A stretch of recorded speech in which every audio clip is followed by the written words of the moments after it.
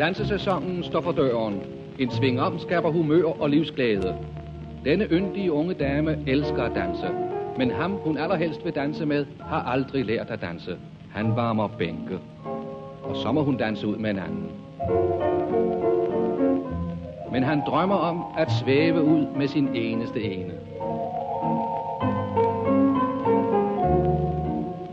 I virkeligheden klarer han sig knap så godt. Danseundervisningen for børn er et vigtigt led i opdragelsen. Børn og de ganske unge lærer at føre sig, lærer gode manerer, lærer at omgås jævnaldrende.